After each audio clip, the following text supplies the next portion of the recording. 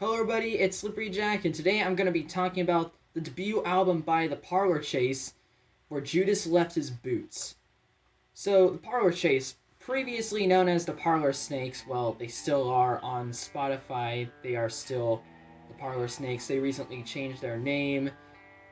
They are an American rock band, plays a very interesting type of southern rockabilly that takes heavy influence from gothic rock as well as country.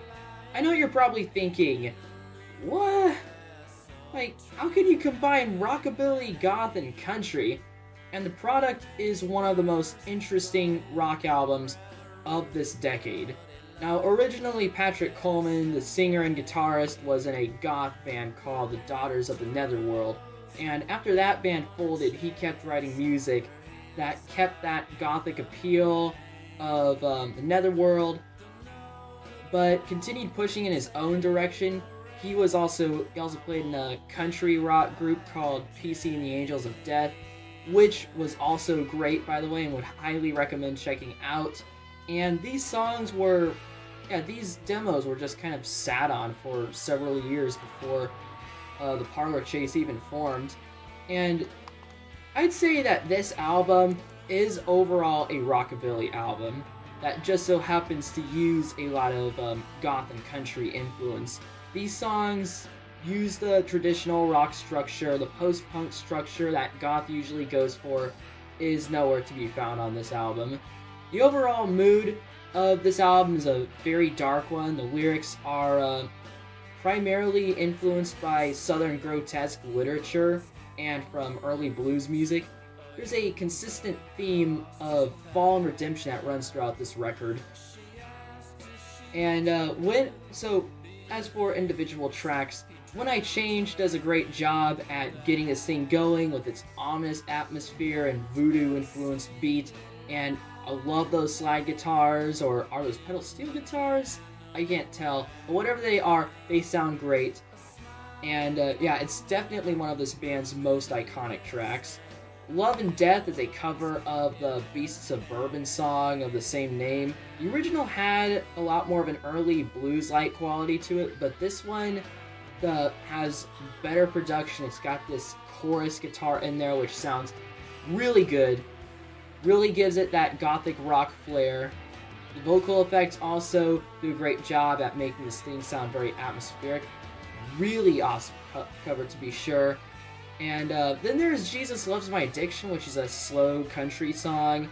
And by the way, when I say country, I don't mean like the new stuff that you usually hear on the radio. I mean like early country, like Graham Parson, who was probably a huge influence on this album. And while it's a nice, optimistic track that breaks up the dark atmosphere of the rest of the album, I can't help but feel that it's a little out of place. Losing Control of You is a much more it's a lot more up-tempo, and it reminds me a lot of Bauhaus, but of course more southern.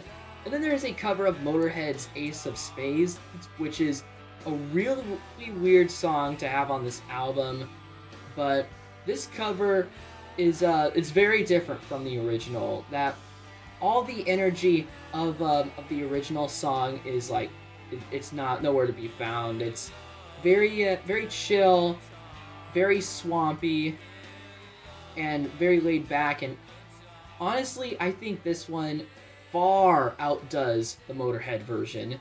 Great stuff, to be sure. Going Wrong is one of the darker sounding songs on the album. There is also what seems to be some Bauhaus influence. It's slow, and it's focused on building this very menacing atmosphere. Can't Hardly Stand It. It is another cover, this time of Charlie Feathers. This version is comparable to the cover done by the Cramps, being a lot more electrified. But this one has better vocals. The Cramps vocals annoyed me. The production is better, and the vocal effects are really cool too. Of the three versions, I'd say this is by far the best. Just Can't See is another slow country ballad similar to Jesus Loves My Addiction. And like that song, little bit out of place on this album, but I like this one more because I like that Graham Parsons influence. You're seeing a lot more of that on here. Uh, Walking You Home starts out with a laugh, signifying that this is a more lighthearted song that isn't really meant to really be taken seriously. The goth influence isn't really on this one. Instead, it's going for like a country rock kind of thing. Not uh, like the other songs, but I mean not like the other country songs. This one is more electrified. It's got more distorted guitars in it. Yeah, it's cool. And then there's Ghost Limousine, which reminds you that you are what you are listening to. I'd say this is the creepiest sounding track from the album, giving off this feeling of impending doom. They are doing something very atmospheric with the main guitar, and there's some slide guitars in the background for this avant-garde kind of thing, and then there isn't any percussion until about 3 minutes, and then at that time there is they kind of go into more of a blues rock section that is reminiscent of When I Change. You've got some slide guitars in there too, but this time they roar and it sounds really cool. Definitely, I'd say this is definitely the most interesting song from this album, probably this band in general. Then it ends with Buffalo Jack, which is a slow, hopeful country ballad like the other two, and this one doesn't feel out of place at all.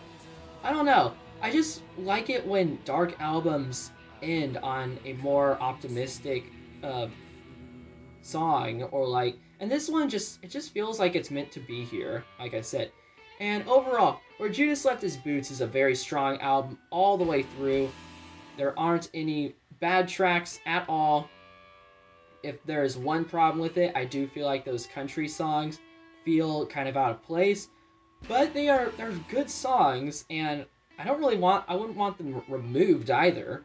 So I think I can forgive it. It's a very interesting combination of genres, sounds, and influences, and an album that I have yet to hear anything quite like. Go check it out. I'm feeling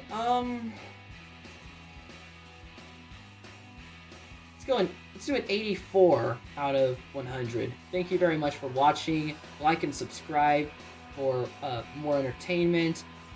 And let me know something that you would like me to review. Like lately I've been trying to catch up on some of the new releases from this year. So if there's any new releases that I missed that you think would be cool for me to review, yeah, drop it in the comments. And also tell me what you think of this album. Did you love it? Did you hate it? And why? And I will see you in the next one. Bye.